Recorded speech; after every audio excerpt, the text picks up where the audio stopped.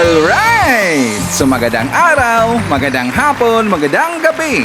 Depende ho yan sa time zone ng ating lugar at sang sulok man tayo ng ating mundo. Sana sa mabuti tayo na kalagayan at walang sakit-sakit ang lahat. Sa mga kababayan nating OFW at mga kababayan natin na nandyan sa Pilipinas, babang palang araw sa ating lahat. Okay, so mga kababayan ko, well, tuloy-tuloy lang tayo sa tagabalita dito ng mga tamang balita at sagutin ang maling information na ipapakalat ng mga fake news peddlers ng mga anti-Marcos, lalong-lalo na doon galing po sa mga fentanyl na mga vlogger mga kababayan. Yes, dapat sila sasagutin. Bakit? Kasi baka hayaan natin sila na lagi pong naninira araw-araw kay PBBM at sa Marcos sa may session sa katagalan mga kababayan, akala mga paninira ang magtotoo yan sa mata ng ibang tao. So dapat silang sasagutin kasi ang bagong Pilipinas, bawal po ang mga sinungaling. At syempre, kasama niyo pa rin si Sir Ivan, ang pinakabulol na vlogger sa balat ng YouTube, pero bibigay sa inyo ng mga totoo at mga preskong balita na kinukuha natin sa ating kapitbahay na social media. So magandang buhay sa ating lahat mga kabayan and a happy Friday sa ating lahat. Okay, so before na mag-start mga kabayan, well syempre, as usual, i-check natin kung sino mang nakapasok sa ating top 5 commenters doon sa ating last vlog. At nandito sa listahan ang nanguna po si Ma'am Shane Sibal. Meron siyang 75 na mga comments. Nandiyan po si Janelle Nelvida Tablang. Meron siyang 54 na mga comments. Lerma Sondita. Meron siyang 40 na mga comments. Robel Ferrer Official. Meron siyang 35 na mga comments. And Aing Gementiza. Meron siyang 33 lahat na mga comments. Again, sige kasamas po sa ating top 5 commenters. At syempre, pasalamatan rin po natin ang ating po mga silent viewer dito sa ating channel. Thank you so much. And also thank you so much sa ating mga viewers na lagi pong nagla-like, lagi rin pong nag-shares ng ating mga videos. Thank you so much. And also mga kababayan ko, well acknowledge po natin ang ating po mga channel members. Nandyan sila si Maricres, Katita Darl, Cosmo Defender, Susan Torres, Eva Ponsalan, Edmond Castillejo, Lia Ann, Gold Digger, Samuel Membrado, and Biabi Bar. I-greet natin mga kababayan ng happy birthday si Remar Marquez. Siya pong anak ni Margarita Alionar. And also shoutout daw kay Aaron, Samuel, and Oyoy na nandyan sa Malaysia. Greetings come from Mom in Singapore. Again, happy birthday po kay Remar Marquez. At syempre mga kababayan ko, well, ishoutout rin po natin ang ating po mga early birds, yung lagi pong naunguna sa pag-comment dyan sa baba sa ating comment sections. Nandyan sila si Lynn Gonzalez, Leonardo Steliero, Aspernito. Nandyan rin po si Maria Cristina Ifmanimbao, Estela Rosal, Emmy Mapalad, Lilian Dalyabe, Aida Sinsuat, Marie Osta, Lia Villar, Amy Sarino, and David Jr. Mondero. Okay, so kumusta ang lahat mga kabayan? How are you today? Well, of course, I'm hoping po na sana magandang ating gising na umaga at meron pa tayong energetic po na aura katulad po kay Sir Ivan. At syempre, as usual, doon po sa ating mga kababayan po nakagigising pa lang at wala pang energy, don't worry, si Sir Ivan po ang bahala sa inyo kasi marami po itong mga baon po ng mga pasabog, marami itong mga baon po ng mga mainit na mga balita at lalong-lalo na, mandidibang po tayo ng mga katarantaduhan po ng mga fake news na ipinapakalat ng mga fake news peddlers ng kabilang kampo mga kababayan. Okay, so anyways, Luzon, Visayas at Mindanao, sa ating mga kababayan po ng mga OFW na walang sawang sumuporta dito sa ating munting programa, thank you so much and stay healthy always. Mga kababayan ko, kahapon, or no, not kahapon, I think this is 2 days ago or 2 vlogs ago mga kababayan, meron kasi akong nabanggit dito. Kung maalala ho natin, diba, meron akong dito, yung blind item mga kababayan. Diba sabi ko, kasi nga ito pong blind item na to, dinugtong ko doon sa sinabi po ni Jason Sa. Na kung saan, sabi po ni Jason sa mga kababayan, i-recap lang po natin para maalala ho natin. Diba sabi po ni Jason Sa na wala dang karapatan mamuno pa si PBBM kasi daw yung mga grupong sumuporta sa kanya nag-aklasan na mga kababayan. Ang mamayang Pilipino nag-aklasan na daw. Pero sinagot ho natin. Sabi ko, ano ba yung mga pangalan ng grupong nag-aklasan aside doon sa mga makaduterte mga kababayan? Di ba sila lang po nag-aklasan dito, tas dinala po ang pangalan ng buong Pilipinas or yung mga Pilipino daw, yung mga Pilipinong nag-aklasan dito na hindi na daw sumuporta kay BBM kasi hindi na doon nila nagustuhan po si PBBM Makabayan. Wala naman pong ibang grupo na nag-aklasan dito at hindi na sumuporta kay BBM, kundi yung mga tauhan lang po, mga aliporis ni Digong, pati rin po yung mga kakolto ni Kiboloy at saka yung mga nauto po ng kabilang kampo na mga vlogger Makabayan. Di ba sila lang po? Sabi ko, fake news ang sinabi po ni Jason Sa. Pero ito po ang totoo Makabayan. Kasi nga nabanggit niya, nag-aklasan, well, di ba sabi ko, meron tayong mabalitaan po in the coming days, within this month Makabayan, na meron pong partido. Yes, partido naman po. At saka hindi po yung Inyupi Makabayan. Kasi nga yung Inyupi, di ba nabalita na ho yan, na kung saan nakipag-alyansa na ngayon kay PBBM. Yung Inyupi, kalyado ho yan, kalyansa ho yan ng PDP na walang laban Makabayan sa grupo po nila ni Digong. Di ba sabi ko, yan po ay blind item. Kanina Makabayan, sumabog na po. So ni-reveal na ho nila, ito na po yung official po na announcement na yung INP. Yung INP Makabayan, yung Nationalista Party, na kung saan ito po ay pinangunahan po ng mga bilyar. 'Di ba alam mo natin yung INP? So sila dito ay umaklas talaga. Umalis na po, iniwan na po si Digong at ngayon nakipag-alyansa na kay PBBM Makabayan doon po sa PFP or Partido Federal ng Pilipinas. Ito po ay partido po ni PBBM Makabayan. Yes, that is official talaga. Official na po. Ito na po yung ni-reveal ho natin yung sinabi ko na Makabayan na blind item na isang partido na alis po dito kay Digong at saka makipag-alyansa na kay PBBM. So ito po yung balita Makabayan para hindi po tayo mapagsabihan po na fake news ng kabilang kampo kasi alam naman po natin sila po lagi pong nakabantay kay Sir Ivan. So for more details, let's watch this. Nakipag-alyansa na sa bagong unit team ni Pangulong Bongbong Marcos ang Nationalista Party ng mga Villar. Habang ang oposisyon na Liberal Party posibleng makipag-alyansa sa Makabayan Bloc. Nasa frontline ng balitang yan, si Marian Enriquez. Lumalakas ang mga kaalyado ng Partido Federal ng Pilipinas ni Pangulong Bongbong Marcos. Ka-uniteam na nila ang lakas CMD ni House Speaker Martin Romualdez, Nationalist People's Coalition ni dating Senate President Tito Soto at National Unity Party ni Congressman Elry Villafuerte. Kahapon, inanunsyo na rin ang pakikipag-alyansa sa partido ni PBBM ang Nationalista Party na chairman ay si Senator Cynthia Villar. Miyembro rin niya ng presidential sister na si Senator Amy Marcos na nauna nang nagsabing tatakbo ulit siyang senador sa 2025. Ayon sa kapartido nilang si Congressman Ace Barbers, hindi malabong maging bahagi si Amy ng binubuong Uniteam senatorial lineup. I have no doubt kasama si presidential sister si Senator Amy, no? Kasi she belongs to Nationalista Party. I am pretty sure if she's an incumbent senator, I'm pretty sure that kasama siya sa slate, no? Unless hindi ko alam kung ano yung but my honest opinion is kasama siya. Bukod kay Senator Amy, posible rin daw tumakbong senador ang anak ni Senator Cynthia Villar na si House Deputy Speaker Camille Villar. Samantala, hindi pa rin tiyak kung sasama ba sa pagbabalik ng Uniteam si Vice President Sara Duterte. Matatandang inanunsyo niya kamakailan ang planong pagtakbong senador ng mag-aamang Duterte. Pero kasunod niyan, pinabulaanan ni dating Pangulong Rodrigo Duterte na kakandidato siya. Kahit naman lumalakas ang binubuong bagong Uniteam ng administrasyon, nanindigan ng oposisyon na Liberal Party na hindi sila makikipag-alyansa sa mga Marcos at sa mga Duterte. Yan ay kahit aminado sila na limitado ang kanilang pondo kaya hindi raw nila bubuuin ang 12 senatorial lineup. Sa ngayon, mayroon na silang 4 na pangalan pero hindi na muna ito binanggit.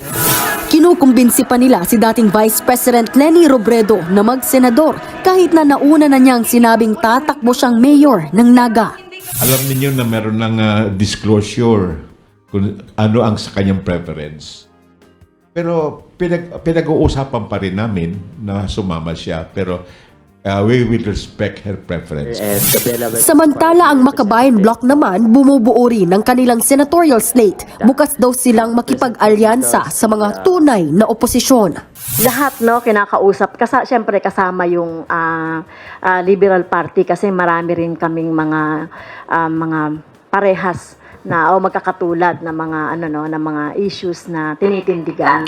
Oh, di ba makaabayan? Di ba sabi ko sa inyo, totoong sinasabi ni Sir Ivan?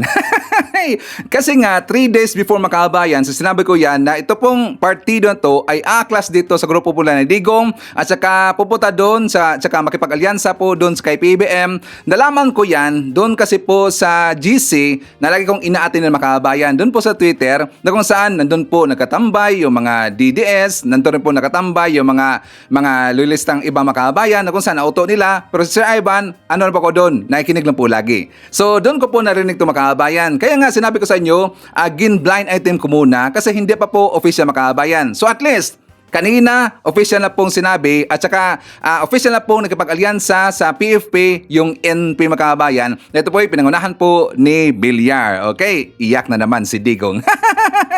Mas lalong ditong babalintong si Digong Makabayan. Wala na. Tsaka sakto lang po talaga yung pangalan nila na PDP. Wala nang laban Makabayan. Kasi kapag ganyan, tsaka sunod-sunod po dito yung mga kalyado po ni Digong at saka makipag-alyansa to kay PBM, mas lalong magiging walang laban Makabayan ang PDP. Kasi ilan lang po sila at saka nabalitaan po natin, pero hindi pa to official na ito daw si Senator Tolentino Makabayan ay aaklas rin po sa PDP at makipag-alyansa dito kay PBM o sa admin po na partido Makabayan. Pero hindi pa ho yan official. Hintayin na po natin na ito pong si Senator Tolentino po ang magsabi niya Makabayan. Pero di ba, pinaparinggan ho siya last week ni Senator Bato, ni Senator Robin Hood, pati rin po ni Bongo Makabayan. Di ba, sinabi nila yan. So, may hint na tayo, ito pong si Tolentino ang akla sa grupo po ng PDP Makabayan. Okay? So, before tayo patuloy po sa ibang usapin Makabayan, siyempre, meron muna ako i-call out. Kasi may nakaabot po sa akin na reklamo Makabayan tungkol po dyan sa pamamahala po ng Manila Zoo. Kasi nga sa Manila Zoo Makabayan, siguro of course, some of you, alam niyo na po, na kapag bibisita tayo doon po sa Manila Zoo Makabayan, meron pong diskwento yung mga batang Maynila. Yung mga nasa Maynila po, na resident Makabayan, sila po ay merong discount dito. Pero yung outside po sa Manila, ay wala silang diskwento Makabayan. So yan po inireklamo. Actually, hindi po isa ang nagsabi sa akin, I think 3 yata yon. Kasi nga nagpunta sila doon Makabayan, hindi sila binigyan to ng diskwento kasi nga hindi sila taga Maynila. Pero nung nakasabay nila, taga Maynila Makabayan, merong diskwento. So doon niya napagtanto, doon niya nalaman na meron palang discount yung mga taga Maynila Makabayan. Pero yung outside po sa Maynila, wala.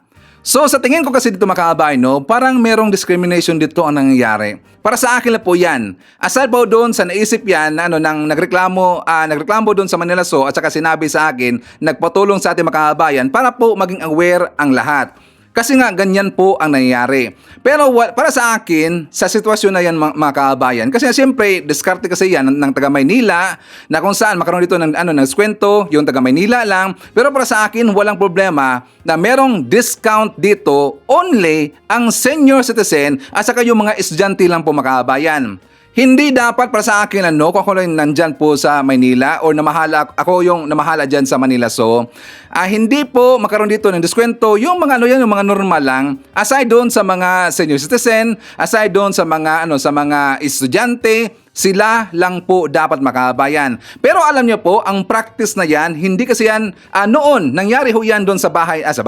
Doon po sa bayan po ni si Ivan sa Leyte. Kasi siyempre ang Leyte, sa hindi pa to Makabayan, hindi sa ito pagyayabang, marami po mga beaches, mga beaches mga kabayan, mga beach po doon sa Leyte na maganda talaga. Maganda po yung dagat ng Makabayan, maganda yung mga beach zone. So highly recommended po yung Leyte. Kung gusto niyo pong pupunta, aside pa doon sa Palawan, aside pa doon sa ibang lugar, sa Boracay Makabayan, ang Leyte, marami rin po maganda po ng mga beach Makabayan.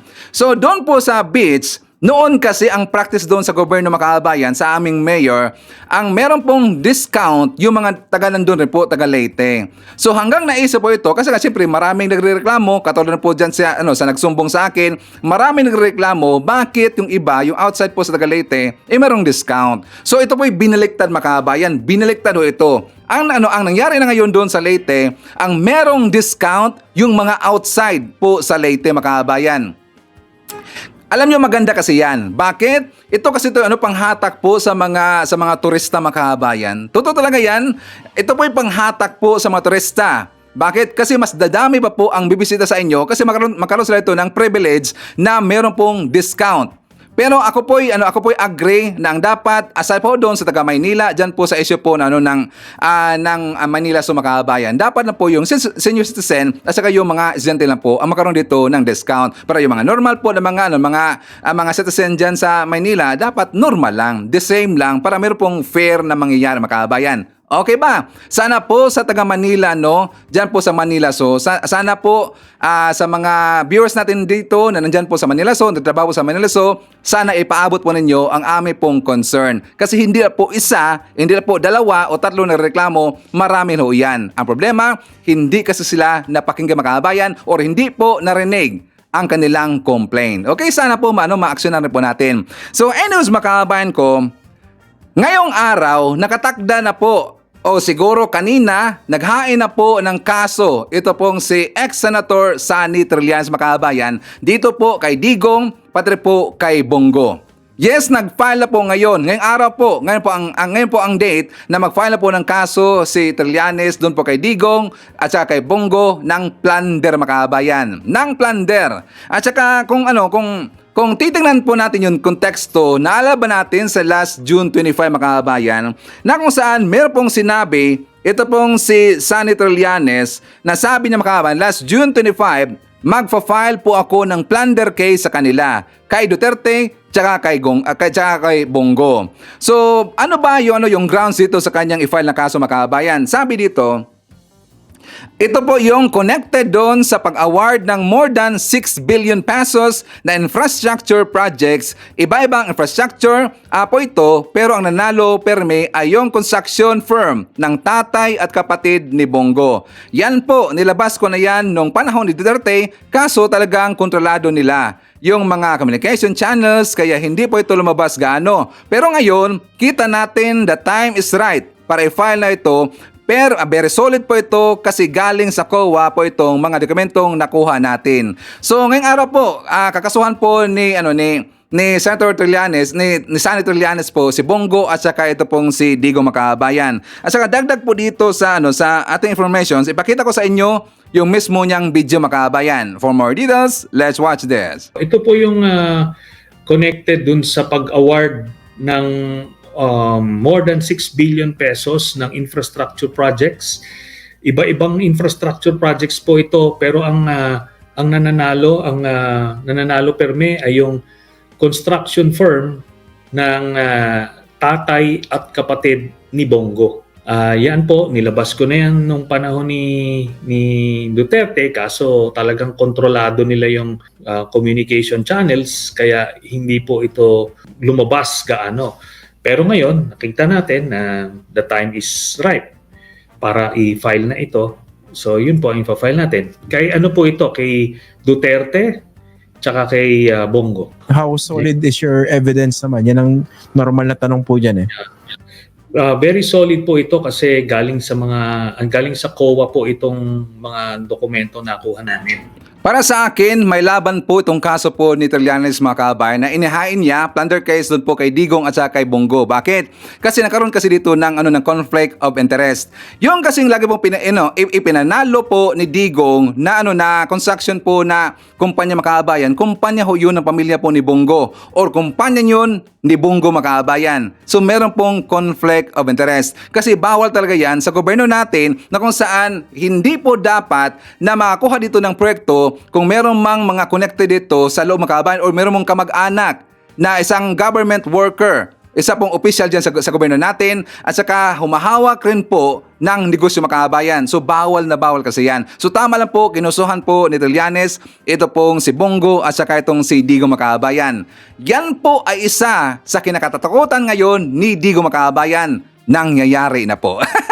Aside pa po doon sa magiging risk back po ni Laila de Lima, later makabayan, ipapakita ko sa inyo yung video na po kay Laila de Lima kasi para malaman natin ano ba yung possibly na ikaso dito ni Laila de Lima dito po kay Digong na po Makabayan. Nako po, nangyayari na. Nakarma na Makabayan. Yan po isa sa kinakatatakutan ngayon ng grupo ng mga DBS, na mga Duterte. At saka kung maalala ho natin Makabayan, di ba pinagtawanan po si Trillanes nung time po na sinabi niya yan, nakakasuhan daw ng plunder case itong si Digong at saka si Bongo. Di ba ang sabi po ni Bato ay walang laban daw yung kaso niya Makabayan, wala daw basihan. Nagsalita na po dyan ito pong si Robin Hood Padilla Makabayan. Naalala ko yan na wala daw laban yan, wala namang basehan yan kasi nga wala daw nangyari na ganyan Makabayan. Pero at least, sa time na to, dapat suportahan po natin ito pong si Trillanes Makabayan. Kinasuhan itong si Digong at saka si Bongo. Okay, so dahil po napag-usapan natin ito pong si Robin Hood mga kabayan, abay meron siyang comment the other day, parang nawalan yata ng gana mga kabayan. Si Robin Hood walang gana kasi sabi niya mga kabayan, sabi dito sa balita, Ruben hindi enjoy sa politika.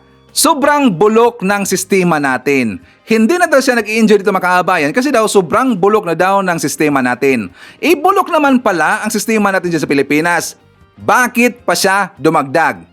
Senator Ruben, bakit ka pa dumagdag? Di ba sabi mo na bulok ang sistema sa Pilipinas? Bakit ka nandyan? Bakit ka nandyan pa sa Senado? I think it's time po, ako nanawagan dito, I think it's time na mag-step down ka, mag-resign ka bilang senator dyan sa gobyerno natin. Di ba? Sabi mo, hindi mo na na-enjoy. Well, okay yan, hindi mo na na-enjoy. Wala na mga kwenta Wala ka naman pong kwenta. Ano mang ginagawa mo dyan sa Senado? Puro lang papogi. Wala namang ginawa dyan, di ba? Pakain-kain lang. Kung merong Senate hearing, parang konti lang na sasabihin mo kabayan, tas wala pang kwenta Minsan na nga lang makikita sa Senado, sa mga hearing, wala pang kwenta ang banat makabayan. Tas marami pang mga issues dito, marami mga intriga dito kay Robin Hood, puro lang papogi ang ginagawa. Pero ipapakita ko sa kanya makabayan, hindi pa talaga siya nag-i-enjoy dyan po sa Senado.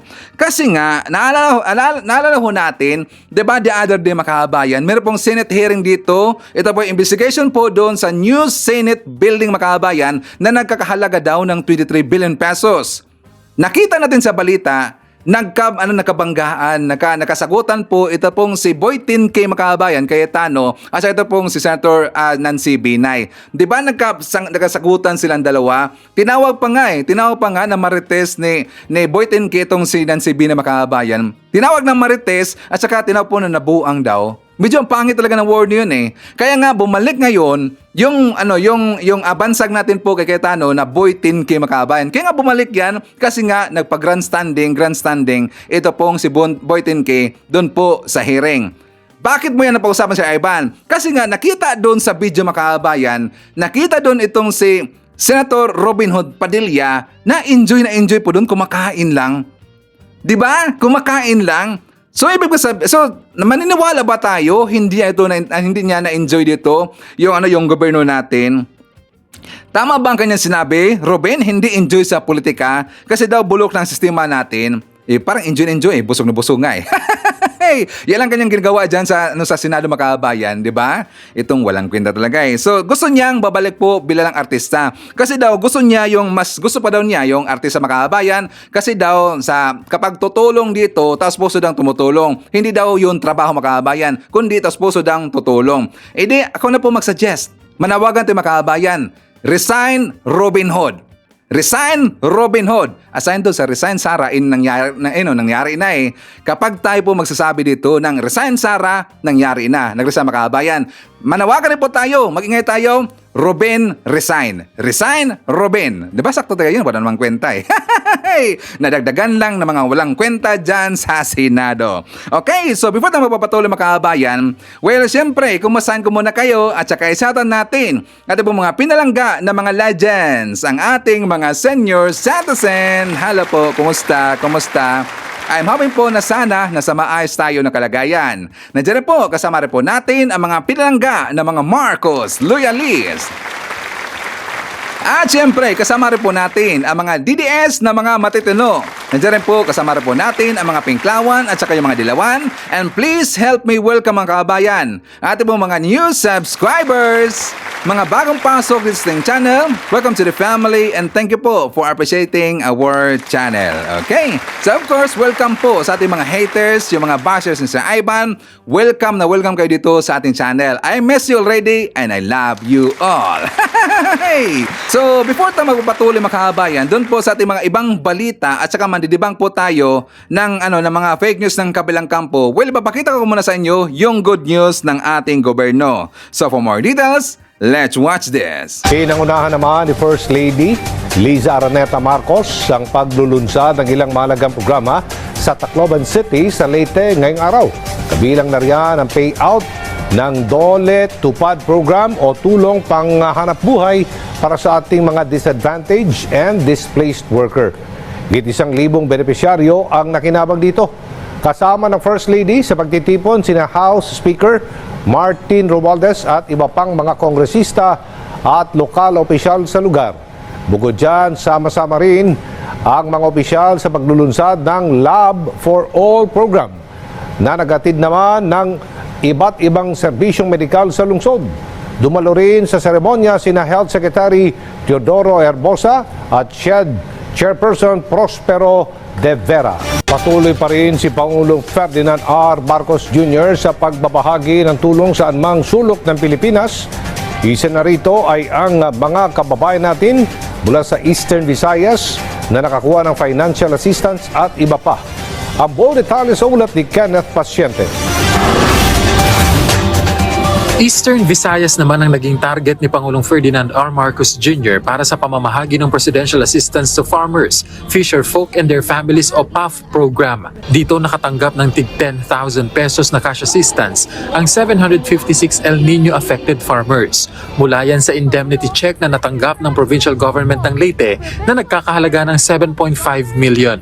Ayon sa aming mga datos, higit 23 milyong piso na pananim ang napinsala dito sa Region 8 na ikinalugi ng higit 500 magsasaka. Hindi sa Region 8 to. Ito is for the Leyte provinces, Biliran, Southern Leyte at saka Leyte. Kaya naman sa okasyong ito, minabuti ng inyong pamahalaan na bibisita sa inyo upang magbigay ng suporta na nakabangon kayo muli para sa inyong kabuhayan. Sa kabuuan, aabot sa 40 milyong pisong halaga ng financial aid ang naibigay na tulong ng gobyerno sa lokal na pamahalaan ng Leyte, kabilang na ang Southern Leyte at Biliran. Dagdag pa rito ang tig 5 kilong bigas sa lahat ng mga dumalo, 10,000 pesos mula sa DSWD para sa 1,000 beneficiaries, 6 na milyong pisong halaga na tulong mula sa tupad program ng Dole, higit 300,000 pisong halaga naman na training funds para sa pagsasanay ng mga magsasaka na nais maging healthcare workers ang handog ng TESDA. Para naman po sa ating mga mangingisda, magbibigay ang BIFAR ng 30 bangka na dimotor, mga materyales at feeds para sa pag-aalaga ng bangus at tilapia at ilang kagamitan para sa pagpapalaki ng seaweeds naman. Mismo ang Pangulo rin ang nagbigay ng farm machinery and equipment para sa kooperatiba ng mga magsasaka, kabilang na ang mga traktor na makatutulong sa kanilang pagsasaka. Laking pasalamat naman ang ilang mga benepisyaryo sa natanggap na tulong mula sa pamahalaan, lalo na't malaking dagok sa kanilang kabuhayan at kita ang naging epekto ng El Nino. Ito na ang pangunang step para makapagtanim kami ulit. Sana makapagbigay ng permanenteng tulong katulad ng permanenteng irigasyon para sa aming mga palayan. talo ng financial na binigay ngayon. Hindi ngayon ako na. Tulong yun sa'yo? Malaking tulong ngayon ako nakatanggap na ganong financial eh. Kinilala naman ng pamahalaang panlalawigan ang inisyatibang ito ng Pangulo. Umiikot siya para harapin kayo at suklian yung suportang binigay ninyo sa nakaraan na eleksyon. Ang pag-ikot niya ay serbisyo. Tiniyak din ng Pangulo na mananatiling tutok ang pamahalaan sa pagpapalakas pa ng ilang infrastruktura na malaki ang epekto sa mga magsasaka sa lalawigan ng Leyte at mga irigasyon. Kabilang na rin dito ang pagsasaayos ng Tacloban Airport na nagkakahalaga ng 2.5 bilyong piso. Hangad natin na sa pagdating ng 2026, matatapos na ito at magdadala ng mas maayos at mas mabilis na serbisyo sa ating mga kababayan. Siniguro rin ng punong ehekutibo ang pagpapaigting pa ng seguridad sa lugar sa pamamagitan ng pagdaragdag ng mga pwersa ng kapulisan at kasundaluhan. Inaprobahan na ni Agriculture Secretary Francisco Chu Laurel Jr. ang 34.5 milyong pisong pondo para sa pagpapalakas ng Kadiwa Store sa Metro Manila. Ito matapos sumiling si Agriculture and Management Service Director Junie Bert de Sagun ng naturang pondo upang masimula ng operasyon ng mga Kadiwa retailing, selling at maging ang market matching activities. Matatandaang inaprubahan ng kalihim ang Special Order 944 na nag-aatas sa Agribusiness and Development Division or AMAS na pangasiwa ng Kadiwa retail selling activities sa National Capital Region. Dahil sa naprubang pondo, inaasang maraming Kadiwa store ang bubuksan sa Kamaynilaan, kabilang na riyan ang 13 itatayo sa Quezon City, 11 sa Parañaque at 8 naman sa Las Piñas. Ibinida ng Department of Labor and Employment ang patuloy na pagdami ng mga Pilipino na may trabaho. Alinsunod sa direktiba ni Pangulong Ferdinand R. Marcos Jr. nakatutok rin ng dole sa mga pagsasanay para maiangat pa ang kakayahan ng mga manggagawang Pilipino. Yan ang ulat ni Joshua Garcia. Ikinatuwa ng karamihan na marinig ang balita na patuloy ang pag-agapay ng pamahalaan sa mga mamamayan sa paghahanap ng trabaho, partikular na sa mga kabataan. Kwento ni Roderick at Paula, mas magiging madali na para sa mga estudyante magtatapos ang makahanap ng trabaho hindi katulad dati na pahirapan. Hayahay na mga kabataan ngayon. At saka yung employment, tataas. Napakaganda nun, sir. Dati, paiyakan. Kailangan pa natin ng may kakilala. Kailangan nating talagang sunog kilay ba? Pati sunog sapatos. It's good sa mga susunod na or sa mga current generation. At least, 'di ba? Meron na silang siguradong trabaho after their graduation. Kasabay na nalalapit na ikatlong State of the Nation address ni Pangulong Ferdinand R. Marcos Jr., ipinagmalaki ng Labor and Employment Department ang mga nakamit ito sa ilalim ng direktiba ng administrasyon. Ayon kay DOLE Secretary Benvenito Laguesma, sa datos mula sa survey na isinagawa ng Philippine Statistics Authority, patuloy ang pagtaas ng employment level. Gayon din ang pagbaba ng underemployment sa bansa. Ito ay sa kabila ng mga hamon na kanilang kinaharap habang bumabalik sa pre-pandemic level. Dagdag pa ng kalihim, nagsisimula na rin ang proseso ng commitment ng ibang mga bansa na bunga ng mga paglalakbay ng punong ehekutibo abroad. Anya, sa tansya ng Department of Trade and Industry, nasa mahigit 200,000 trabaho ang papasok sa Pilipinas at maaari pang tumaas ito sa mga susunod na taon. Katuwang din ng DOLE ang TESDA sa mga isinasagawa nilang retraining at upskilling programs tulad ng school-to-work transition, gaya ng mga Technical Vocational Educational Training o TVET para sa senior high school graduates na layo makapagpataas ng employability ng mga manggagawa. Kasabay din ito ang kanilang government internship programs para maihanda ang mga kabataan na nakatapos sa kanilang pag-aaral na makahanap ng trabaho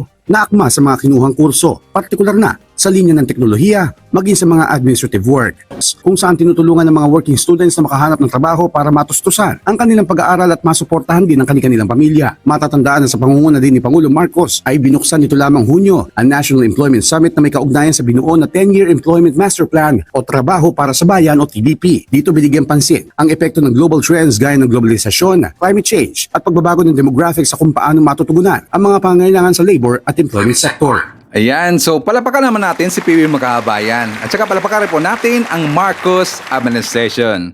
So talagang nakikita natin mga kababayan na talagang nagtatrabaho po ating gobyerno. Nagtatrabaho po si PBBM. Ito po yung bunga sa paghihirap ni PBBM para po makita po dito na mga solusyon para po matugunan po yung mga issue dyan sa Pilipinas. Ngayon mga kababayan, ang mga ginawa niya na mga working visit at saka state visit doon sa iba't ibang lugar at saka pakikipagkaibigan po ni PBBM sa mga business sectors, pagkakaibigan po ni Efelisa sa mga business sectors, ito po nagbunga na po ang mga kanilang pinaghirapan mga kababayan. So yan po ang mga programa na yan dahil rin po kay PBBM at sa tulong rin po ng Marcos admin mga kababayan. Again, palapakan ho natin si PBBM. So mga kababayan ko, kung nagustuhan niyo po ang ating good news dito, please i-like naman po ating video. Malaking tulong ho yan. I-like ho natin at saka i-share rin po natin mga kababayan para marami po tayong matutulungan po ng mga kababayan natin pong hindi mga well-informed at nauto ng kabilang kampo. So please don't forget, i-like natin at saka kung pwede mga kababayan, i-share po natin ating video.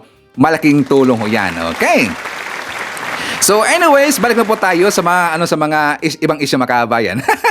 Sa ibang kamaritisan. Unang-una, gusto ko muna pong humingi ng sorry. Humingi ako ng pasensya mga kababayan. Sorry talaga kay Joshua Corpus. Kilala ba natin si Joshua Corpus mga kababayan na vlogger? Sikat ho yan na vlogger, na pro-admin na vlogger.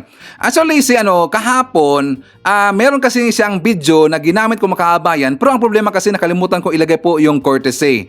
Kasi nga, di ba, kung maalala ho natin, ang tanong ko dito ay ano ang masasabi po ng mga viewers natin dito? Ano bang masasabi ninyo sa pamumuno po ni PBBM na 2 years bilang presidente po sa Pilipinas? Di ba, merong ipinakita po na video mga kababayan na kung doon nakita natin po meron pong sagot yung kababayan natin, yung Vicky, yung babae, pero hindi ko nalagay kung kanino pong may-ari yung video ni mga kababayan. Aside ho dito, siyempre aside ho dito sa mga balita like PTV, sa News 5, GMA o iba bang mga balita, meron kasing nakalagay po na mga title mga kababayan o kanila pong logo. At saka doon po sa ibang mga vlogger na kung saan nakikita ho natin na sila mismo po yung nag-vlog. So kilala ho natin kung sino yung vlogger na yon. Sa kay Joshua Corpus kasi mga kababayan, wala po hindi na nakita, kundi nag-interview lang. Ang narinig ho natin, ang boses po pala ng kanyang asawa. So ang may-ari ng video ni mga kababayan si Joshua Corpus. So pasensya talaga. So by next time, ilalagay po natin ang courtesy mga kababayan. Ano talagang habit ayan po ang ginagawa po ni Sir Ivan. Di ba napansin natin, every time po na merong vlog dito na hindi po natin nakita yung vlogger, di ba nilalagay ko po yung courtesy mga kababayan or yung name po ng YouTube channel. So kahapon, nakalimutan na talaga eh.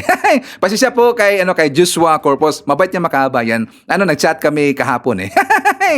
Okay, so mga kababayan ko. So bakit ko ibinalik yan? Ito pong tungkol po dito sa kung ano ba ang masasabi ninyo sa 2 years na pamumuno ni PBBM bilang presidente. Kasi before po ako nag-vlog mga kababayan, may nakita kasi ako na vlog po ng kabilang kampo, I think 2 yata yon, na napag-usapan nila itong kolumnista ng Philippine Star or Philstar mga kababayan kasi naglabas rin po pala siya ng kaniyang opinion kung ano ba ang nakita niya, kung ano ba ang nagawa ni PBBM or ano ang ginawa ni PBBM sa 2 years niyang pamumuno bilang presidente. Yung mga sinabi niya mga kababayan, well, hindi po yun nagustuhan talaga ng mga DBS. Nakagulo nga eh. Kinuyog nila itong kolumnista ng mga kababayan ng Philstar. Ito pong sa virtual reality ni Tony Lopez. Sabi nito po sa kanyang kolum mga kababayan, this is June 25. Pero sinabi niya dito is on June 30 daw, Ferdinand Bongbong Romualdez Marcos Jr. finishes the first 2 years of his 6-year presidency. In 2 years, Marcos Jr. did 5 things. Itong 5 mga kababayan. So ang nakalagay dito na 5 po, sabi niya 5 things po ang ginawa ni PBBM. 1, he unified the country. Agree ba ito mga kababayan? He unified the country, which is I very, very agree talaga. Nakaroon dito po ng unity mga kababayan. Lahat-lahat po ng tao nagka-unite ho dito. Pati nga yung mga pinklawan, mga dilawan, na kung saan rival ho yan ng mga Marcos mga kababayan. Pero dito po nagka-unite. Nakipag-unite po ang mga dilawan, pinklawan po kay PBBM, sa Marcos administration, kasi nagustuhan nila ang ginawa po ng pulisya ni PBBM. Ang kanyang ginawa po ng mga proyekto, mga future projects niya at mga programang nangyari na ngayon. Nagustuhan o yan ng mga pinklawan o yung mga dilawan. Kaya masasabi natin dito, nagkaroon po ng unified. Ang hindi lang po dito nagkaroon po ng unified at umaklas mga kababayan, syempre yung meron pong personal na interest. Yung gusto lang iupo po ang kalang poon, ang yung si si Vice President Sara Duterte, si Tambalaslas, at saka syempre mga kababayan ko, ang mga ginagawa nila noon na usual nang ginagawa dyan sa gobyerno natin, na mga katarantaduhan, mga korupsyon na ginagawa. Hindi na nila kasi nagawa makabayan. At saka mas lalo po silang lumagapak dito, mas lalo po dito silang bumalintong, umaklas, kasi nga tinanggal nila ang kanila pong mga makabayan, yung mga backer nila dyan sa Malacanang, si Vic Rodriguez, tinanggal po si Trexe, di ba? Sila po si Ina Reformina, kasi mga kagrupo nila yung makabayan. Tinanggal kasi sila, kaya mas lalo silang nag-ingay dito. Kaya hindi sila nakapag-unite sa gobyerno natin. Sabi pa nga nila, Senado ngayon ang bagong oposisyon makabayan. Pero hindi po papayag dyan ang Liberal Party o yung mga Dilawan kasi sila po ang original na oposisyon. So dito po sa unang sinabi po ni Lopez makabayan, ni Tony Lopez, na sabi niya, one, he unified the country. The second, sabi niya, two, BBM has focused on the economy and infrastructure, the Build Better More BBM program. I agree makabayan. Marami pong infrastructure pong nagawa si PBM. Aside po doon sa pambansang pabahay po ni PBM, na kung saan advance po ang pabahay ni PBM. Advance meaning, kasi nga ang target mga kabayan, di ba? In 1 year, gusto ni PBM 1 million po lahat ng mga pabahay, ang mga pamilyang mabigyan po ito ng bahay mga kabayan. So 1 million yearly na mga pabahay, pero advance po tayo ng 400,000 to 600,000 po na bilang ng mga babahay mga kabayan para po sa ating kababayan pong need talagang tutulungan. So advance po tayo. Sabi pa nga ng kabilang kampo, wala na silang nakita po na programa ni PBM na sana daw yung pabahay makabayan, bulag kasi mga gunggong eh. Ngayon marami pong infrastructure po nagawa si PBM, di ba? Next, 3, BBM neutralized many of his political enemies. Ano ba yung mga political enemies na nakita natin makabayan? Di ba? Ibig sabihin dito kasi nga yung political enemies dito yung kabilang kampo, yung mga Dilawan, yung mga Pinklawan, sila kasi yung original na political enemies po ni BBM, yung mga Aquino makabayan. Pero na-neutralize dito, nakipag-alyansa yung mga Dilawan, Pinklawan kay PBM. Ang ibig sabihin, nagustuhan talaga nila si PBM. So yun pong ibig sabihin po na neutralize makabayan. Ang iba kasi iniisip dito, yun dang Maka Duterte. Which is para sa akin, hindi po yun ang ibig sabihin po ito sa sinabi po ni Tony Lopez, kundi yung mga ayaw sa kaniya. Yung mga, ibig sabihin dito, yung like for example, sa mga NPA, CCP-NPA, yung mga merong talagang pag-utang makabayan, yung against sa gobyerno natin, sila po yung na-neutralize dito, na-convert sila, ngayon sumuporta na po unti-unti sa ating gobyerno. Sila po yun. Pero nakaklasan, nagkagulo ka agad dito yung mga DBS kasi sila doon yung pinaringgan ito makabayan. Kaya, ito pong kolumnista na to, kinuyo kaagad ng kabilang kampo. Sabi dito, Vice President Sara Duterte is out of the cabinet, denied travel, intelligence, and discretionary funds. She will be a non-starter in 2028 elections, which a broadcaster could probably win unless a relative snags the presidency. So, ibig sabihin makabayan, tinanggal po si Bibi Sara. Well, nangyari talaga yan. Wala po mga travels, ang inyong intelligence funds, nawala rin po ang discretionary funds. Ngayon, maging non-starter daw siya sa darating po na election 2028. Ang kanyang katunggali dito, magiging katunggali dito, ito pong si Raffy Tulfo makabayan. So, may posibilidad daw, sabi niya, na mananalo dito itong si Raffy Tulfo versus kay Sara. Pang-apat, BBM traveled a lot, making 24 trips to 17 countries. The trips generated 72.2 billion US dollar makabayan. Ang laki na pala. Buti pa ang kolumnista alam niya makabayan. Pero yung kabilang kampo, mga Duterte, hindi na alam kung ilan na lahat po ang na-invest na PBM. Yung nag-materialize na makabayan, nag-materialize, ibig sabihin, pumasok na po sa BI. So ito na po counted as materials makabayan. At saka unti-unti pong ginagamit ang funds na to, ang pera na to, para po sa infrastructure po project ni PBM. 72.2 billion US dollar na pala lahat makabayan. Pero walang problema sa akin. Sabi dito, BBM travel a lot. Well, normal talaga yan. Normal ho yan sa isang presidente. Dapat niya mag-travel lagi makabayan para po makuha po ng mga investors, makilala po yung iba po ng mga businessmen, para po meron siyang mahikayat dito na mag-invest po sa Pilipinas. No problem sa akin, BBM travel a lot. Para sa akin, kulang pa nga yan eh. Kung kinakailangan makabayan, well, mag-travel ho si PBBM. Alam mo natin po ang outcome ng kanyang pagta-travel makabayan. And lastly, sabi dito, BBM executed a pivot to America and made China public enemy number 1 of the Filipino people. Well, hindi naman totally nag-pivot si BBM sa Amerika. I don't think so. Hindi po totally po nag-pivot si PBBM sa Amerika.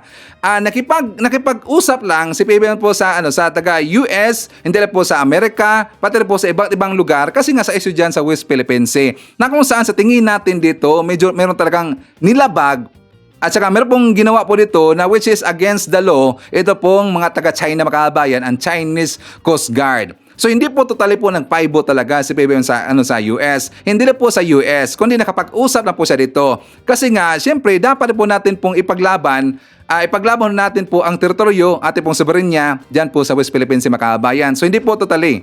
Meron lang agreement si PBBM doon po sa ibang lugar. Na dito na po siyempre sa Ukraine, sa Japan, sa mga Asian. Pero dito siyempre ang China, sana po ang China makinig na dito po sa hinanaing po ng mga Pilipino. Kami ay nanawagan dito sa taga-China kasi po ang ginagawa lang po ng mga Pilipino, ipinaglalaban natin ang karapatan natin dyan sa West Philippine Sea.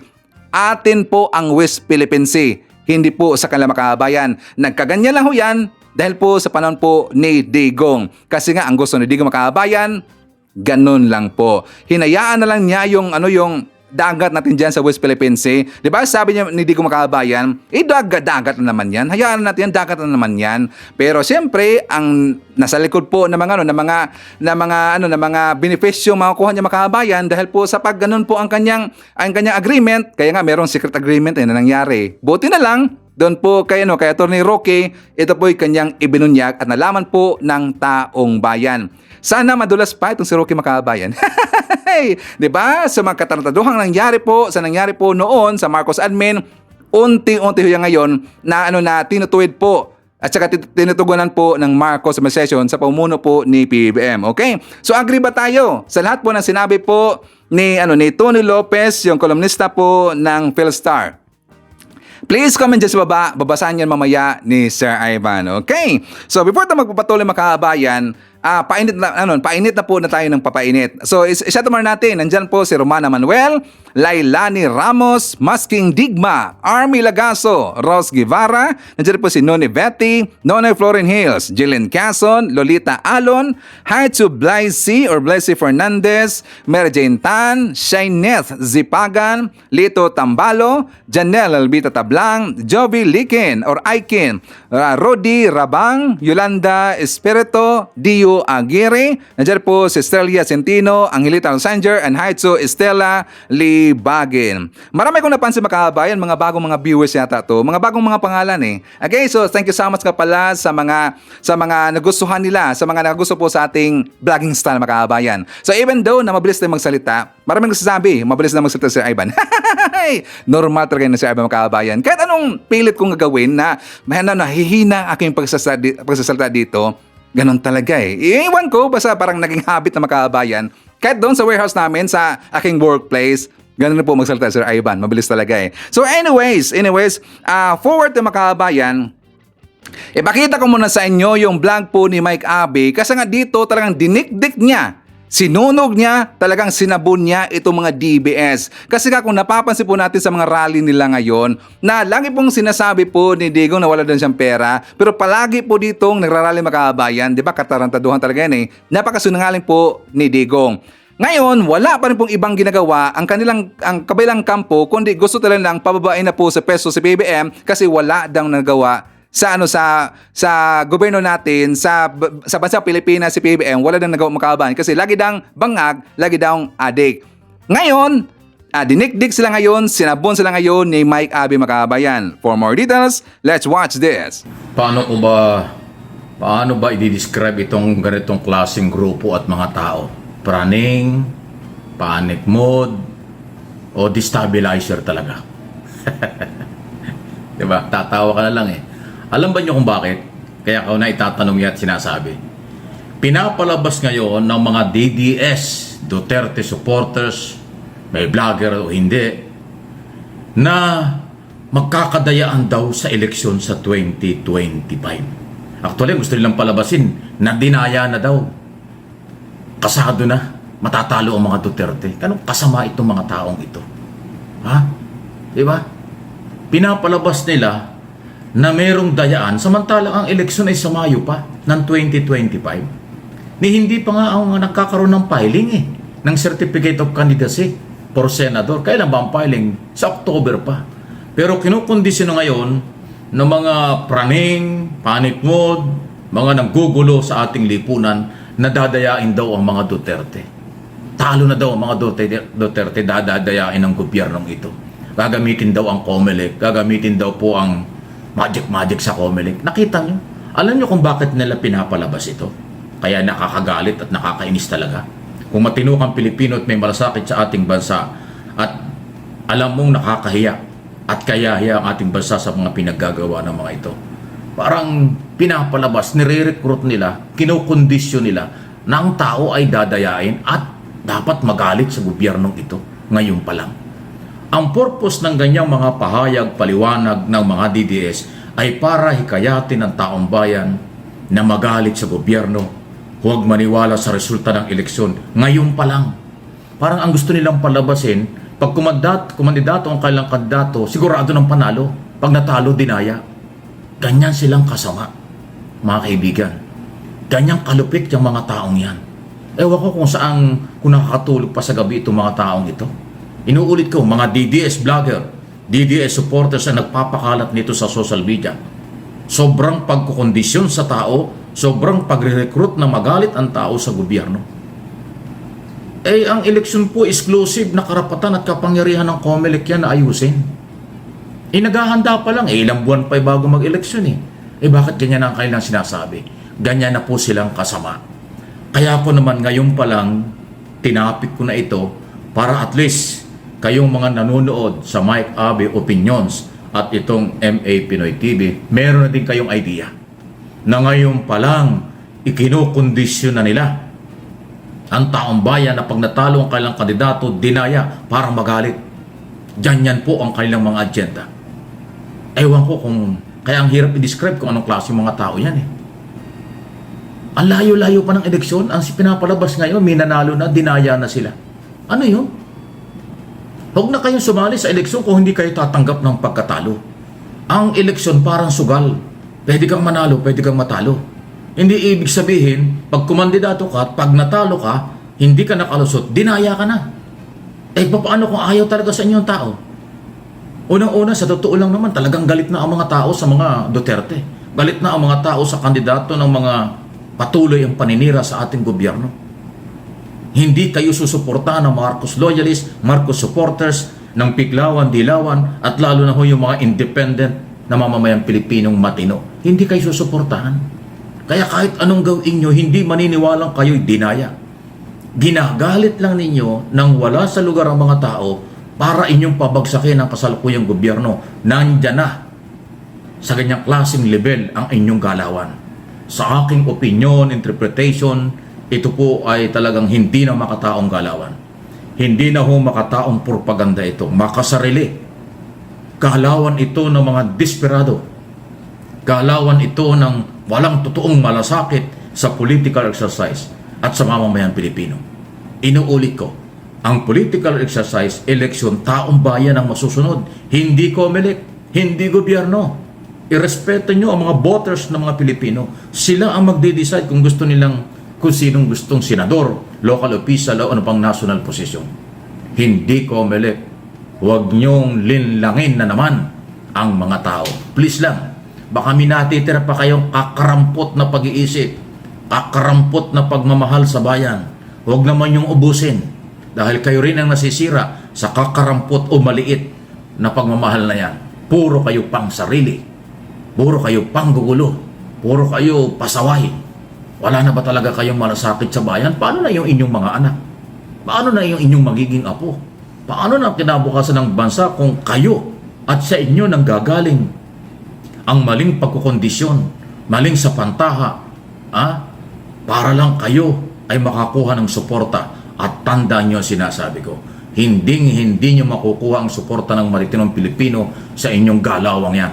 Dahil napakaduming propaganda ngayon pa lang.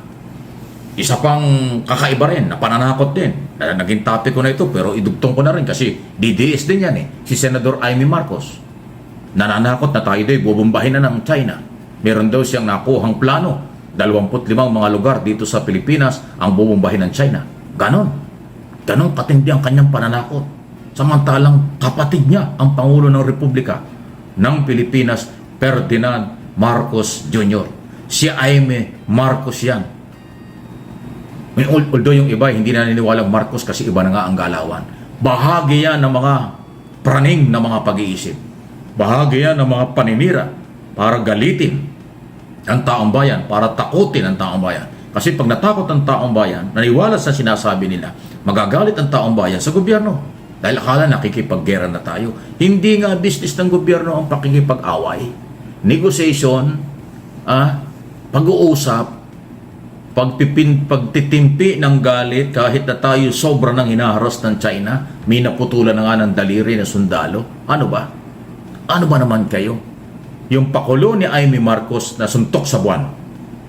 Yung pakulo ng ibang vlogger na DDS, pero pang isang abogado niya na laging galit na galit sa Comelec. Natalo lang sa eleksyon, hindi na matanggap ang pagkatalo. Hanggang ngayon, lagi sinisigaw, may dayaan. Kaya eleksyon sa 2025 na, may dayaan na raw. Sipin mo yung mga tao. Ewan ko. Tatawa ka na lang. Pero ako naniniwala, majority pa rin ng mga Pilipino matitino. Majority ng mga Pilipino ay susunod sa batas. Majority ng mga Pilipino ay naniniwala sa political exercise every 3 years, every 6 years sa presidential. At hindi kapanipaniwala, wala namang papapatunay sa dayaan. Puro yan akusasyon lang. Sakit ng politikong Pilipino pag lumaban at natalo, sabi tinaya. Pag nanalo, sasabihin ng bayan. Yan ang masamang kultura na ipinamamana nila sa atin. Pero matino na ang kabataan ngayon. Matatalino na ang kabataan ngayon. Sila ang masusunod, hindi ang trapo or maduming politika. Ngayon pa lang ang tagal-tagal pa ng kampanya maduming galawan na ang kailang kampo Sino ba yan? DDS Group. Wala namang iba Yung Liberal Party opposition lehitimo, hindi naman ho ganyan. Yung ibang political party, hindi. Nagsama-sama na nga. Yung Nationalist People's Coalition, Lakas CMD, National Unity Party, sumama na sa Partido Federal ng Pilipinas ni Pangulong Marcos. Kasi gusto nila matinong gobyerno. Hindi pang aagaw, hindi pa naninira. Okay, so dudugtungan ko lang mga kabayan kasi nga tungkol doon sa sinabi po ni Mike Abe na kung saan nabanggit niya itong si Senator Amy Marcos. Sabi pa nga niya, iniisip ng iba hindi na Marcos itong si Amy mga kabayan kasi parang hindi Marcos talaga Always against dito sa ginagawa po ni PBM. Napansin ba natin yan? Marcos ba si makabayan? May nakita ka nga ako doon, nabasa sa ating last vlog, Amy Duterte na daw. Or Amy Lacson. So may tanong po ako mga kabayan kasi nga, di ba, malaking posibilidad kasi nga 'di ba siyempre si Sir Amy Marcos siya po re-electionist po sa next na election. So may plano dito po na idagdag sa slate po ni PBM ito pong si Amy Marcos. Iboboto pa ba natin si Amy Marcos mga kabayan? Ulitin ko lang po, iboboto pa ba natin si Senator Amy Marcos?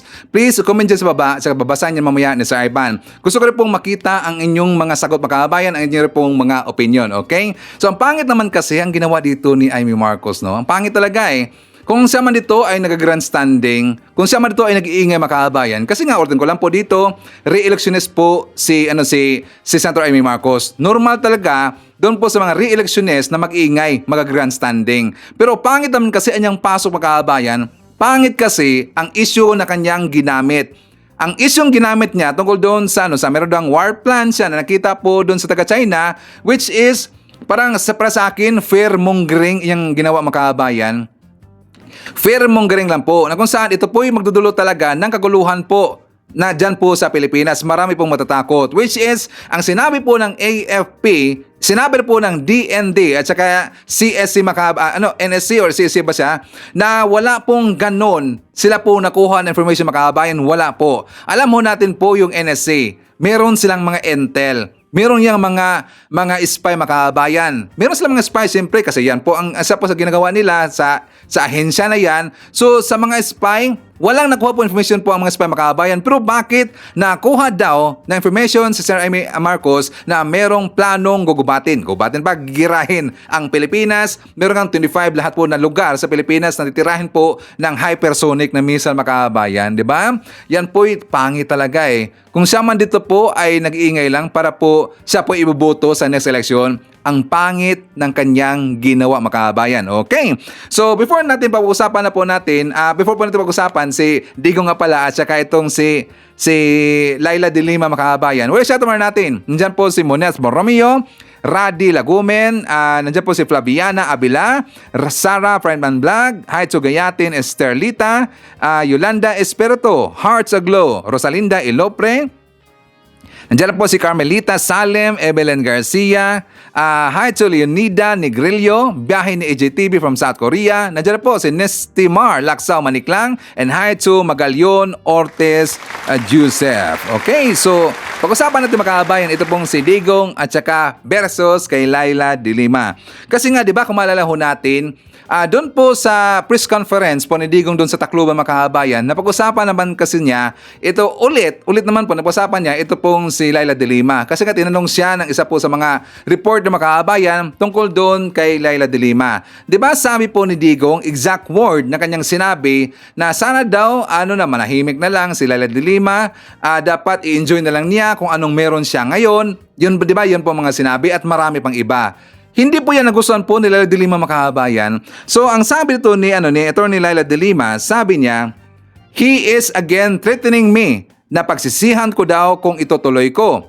I should be daw at peace. They lock me up. They deprived me of more than 6 years of my life and most of the term as a senator at ganun na lang. At peace na lang kami. He should stop threatening me. He must know by now that I am beyond being threatened by him. Pinatunayan ko na po yan. Sabi niya, pinatunayan ko na po yan. So, doon po sa mga comments sa baba, mga kabayan, at saka napag-usapan niyo po ito doon sa Liberal Party sa kanilang video, I think that is yesterday or 2 days ago, mga kabayan, na naghanda na sila ito listahan kung ano po yung mga ikakaso ni Laila de Lima, pang-resback niya mismo directly dito po kay Digong at saka sa ibang ex-officials, ex-cabinet po ni Digong, mga kabayan. Which means hindi lang po si Digong ang kakasuhan, kundi iba rin po mga ex-cabinet officials kakasuhan po ni Laila de Lima, mga kabayan. So yan po ang magiging resback ni Laila de Lima. Isa po yan ngayon sa kinatatakutan ngayon ni Digong, mga kabayan. Ngayon, unti-unti nang nangyayari. Baka parang tatambakan siya dito ng mga kaso, mga kabayan. So, ipakita ko rin po sa inyo yung blank po ni Atty. Claire kasi dito po ma-explain niya at saka para po tayo po maliwanagan kung ano ba ang pwedeng ikakaso ni Laila de Lima at ano ba ang laban. Posibleng laban po ni Laila de Lima kung makakaso siya doon po kay Digong, mga kabayan. For more details, let's watch this. I am doing this for justice and vindication, not to seek revenge. It is not a matter of vengefulness. It is my right to seek justice for the wrongs they committed against me. Okay, partner. Sabi mo kanong nakarang araw, mahirap patunayan. Okay, pwede mo naman magbalikan, pero dapat mahaba-habang rito proseso kasi patunayan mo na talagang sila ang nasa likod. Hindi kasi ganun yan, partner. Dapat lumabas kasi sa decision na gawa-gawa yung kwento. Oo. 'Di ba? So, kung makukuha niya yung mga witnesses na nag-recant, kasi may nagsalita naman, may affidavit naman yung partner. Pero tinuro ba nila? Si Vitaliano Aguirre. Oo. Pero si Pangulo, dating Pangulo. Sino bang boss? Oo. Damay. Oo. 'Di ba? Doon naman pupunto yun. Hindi naman si Vitaliano Aguirre ang meron siyang say lang. Hindi si Vitaliano Aguirre ang diretso niyang kakatunggali. Anong tawag doon? Yung parang, hindi naman sila nagsasalpukan eh. Oo. Ang nagsasalpukan naman talaga is si Senator de Lima. And at the same time, si Pangulong Duterte. Oo. So, sino, yung sinasabi niya may axe to grind. Nag-uutos ba ang isang SOJ lang kung wala siyang inaalagaan. Kung hindi naman sila magkatunggali talaga ni Senator Leila, bakit di umano gumawa ng kwento laban sa kanya. Diba? So, eto partner kung may decision mga kayubi, kasi hindi ko nabasa yung decision yung kay Dilima. Kung nakalagay doon sa decision na ito ay i-dismiss dahil gawa-gawa yung kwento, pwede. Kaya syempre, kailangan diretso yung ebidensya mo. Hindi pwedeng haka-haka. So, kung magtuturo ngayon, papasok ngayon yung mga kumampi na sa kay Dilima, si anong nagturo sa akin si Senator, si Secretary Aguirre. Utos nung nasa taas. Pwede. Pero pwede labay partner hanggang sa testimonya lang nila. Hindi, uupo sila. Witness sila Oo. Ganito yan mga kayubi. Ang affidavit kasi, evidence lang siya. Oo. Pero, kapag yung taong gumawa ng salaysay na yun, ay hindi na upo. Hindi mo na paupo at na-cross on that subject matter, that issue. Mababaliwala yung salaysay na yun. Okay. So, kailangan umupo siya at mag-testify, magsalita doon sa harap ng husgado. Oo, kasi kung ang magiging kalaban mo ngayon dito, sasampan mo ng kaso, sila Aguirre, yung lawyer na mga yun, iko-cross ngayon yung tao. Hindi pwedeng sabihin na, nag-testify na to before at sinabi niya nag-recant. Ay, hindi. Bakit? Kahit nagsalita siya sa ibang case, it's a different case. Diba? Drugs case yun. So, kailangan na yung taong inaakusahan mo na gumawa ng kwento, makross din tong taong nagsasabing inutusan sila na gumawa ng kwento. So, kailangan na yung mga witness na yon maging witness ni Pero Senator kailangan ba ng proof na, okay, na inutusan sila? I mean, hindi mo na sa panahon kasi ngayon, ang daming way para pwede mong utusan Paminsan hindi ginagamit partner personally, dinadaan sa mga text. Oo, sa mga... Pwede pakita yung text. Kung wala sila maipakita yung mga ganun depende na paano ebidensya. i-cross. Oo. Diba? Anong proof? Okay, ganito yan. Oo. Ano ang dahilan mo? Kunyari, ikaw, partner. Oo. Ikaw yung napag-utusan. Oo. O nagsalita ng kwento-kwento lang. Anong dahilan mo para gumawa ka ng kwento rito? O di magsasalaysay ka ngayon. Ano ang proof mo na inutusan ka? Oo. Diba? Yun ang iti-testify mo. Kasi, ako naman daw po ang ikukulong. Wala naman po, hindi ko naman po kilala. Halimbawa lang ito mga kayubi, hindi ko naman po kilala si Senator Leila de Lima. Hindi kami nagkakaroon ng enkwentro. Never. Halimbawa lang gano'n Never. So, bakit ko ito gagawin? Wala akong dahilan para siya siraan. Kundi kung may nag-utos lang sa akin. At sino yung boss ko? At sino yung nanakot sa akin? At sa pamilya ko? Si ano? Dapat convincing. Dapat pare-pareho. Consistent lahat, pati yung, sabi mo nga, yung lahat na bumaliktad. Oo, kung ano naman yung experience nila. Oo. Diba? Yun naman ay ita-testify nila. Kung paano silang pinilit gumawa ng affidavit. Oo. Diba? Kasi syempre, sabi nga natin, yung mga gitong klaseng krimen, patago to. Oo. Di naman kukunan to ng larawan or magsiselfie pa kayo na gumagawa kayo ng statement, diba? Sabi ni Dennis Ray, alter ego, pwede ba yung para i-direct na maling si Duterte? Kaya nga, hindi. Ang tanong nga natin, paano nga malilink? Kaya nga inaaral nila paano malilink si Duterte? Sino ba ang boss? Diba? Pero sabi nga natin, hindi pwedeng presumption. Diba? So, ang kukunik mo ngayon dyan, ano naman ang galit ni Betaliano Aguirre, personal, kay Dilima para gumawa ng ganong kwento? Sino yung may galit sa kanya para gumawa ng kwento dyan at para patahimikin siya at mawala ng 6 na taon habang nakapwesto si Pangulong Duterte? Sino yung makikinabang? Sino yung magkakaroon ng benepisyo pag nawalan siya ng boses? Ganun yun So, i-connect mo talaga. Connect the dots yan. Pero hindi pwedeng presumption. Diba? Universe, sabi niya, consistent statement pala daw. Dapat, Oo. Diba? Kaya sabi ko nga, hindi naman ganon kadali kung magsasampa ng kaso sa Senator Leila de Lima, hindi ganon kadali. Diba? So, kailangan na direct ang evidence kung paano niya connect the dots, nasa lawyer niya yun. Sabi ni Mario Cruz, 7 years na kulong. Then, ang ending na absuelto sa lahat ng kaso. Okay, ganito yan. Oo. Pwede kasi maabsuelto kasi ang decision is lack of evidence. Kulang lang. So, pwede ang decision is nakalagay na acquitted kasi kulang. Pero hindi sinasabing gawa-gawa yung kwento. So, pag lack of evidence lang, pwedeng hindi lang nila na-prove eh. Kasi mahina. Mas magaling yung lawyer ng kabila. Magaling i-cross, tapos hindi nakasagot ang maayos. Iba na witness, kinakabahan. Pwedeng ganon. Pero tayo, syempre, tayo mga miron, parang kinatira talaga natin, nagawa-gawa yung kwento. But kahit tayo mga miron, majority pa sa atin, alam natin, wala tayong personal knowledge pakiramdam natin, gawa-gawa yung kwento. Ipoprove pa rin ni Senator Leila sa court yan, nagawa-gawa yung kwento. Yun. Kasi it will be a criminal case. Okay.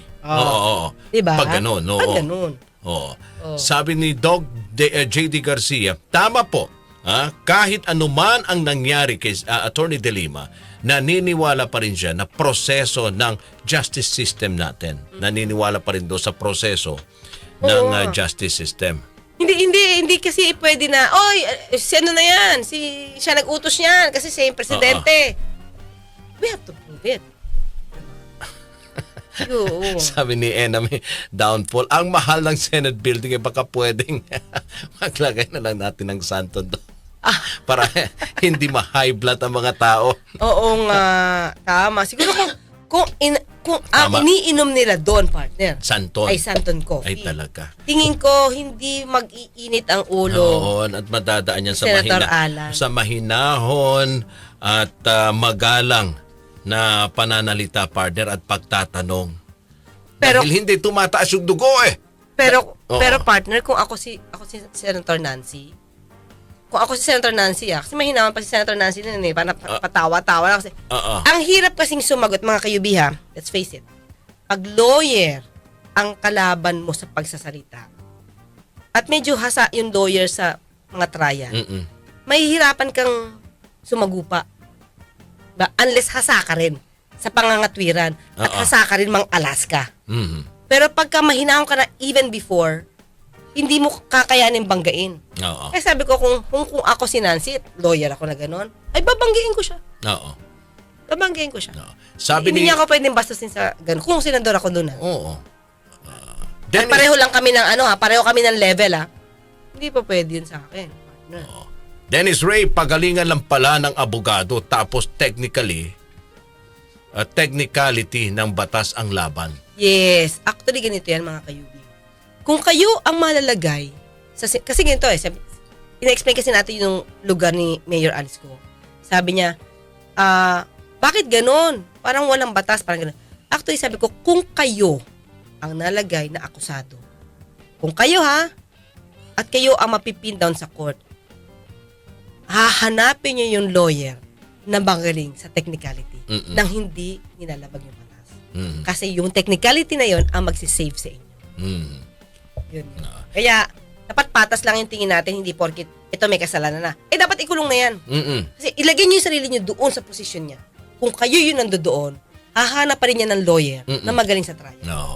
Kasi siyempre, pag akusado pa lang, may karapatan pa rin yan yung tinatawag na due process. Diba?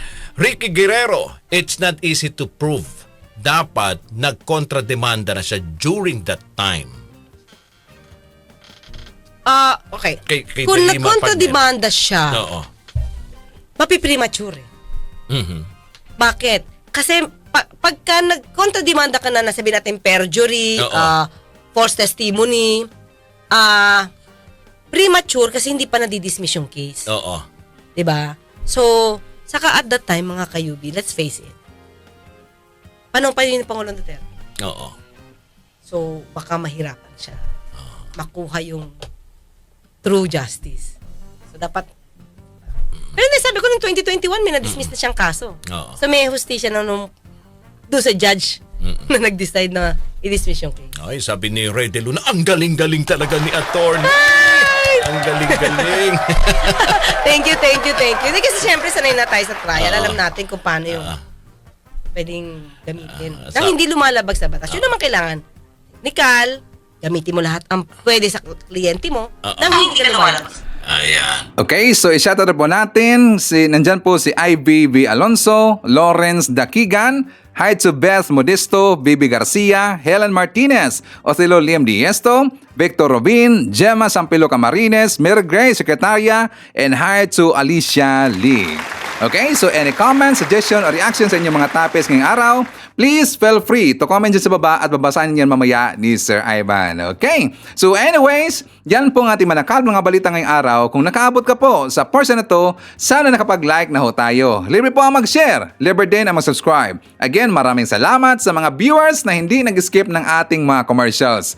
Thank you so much.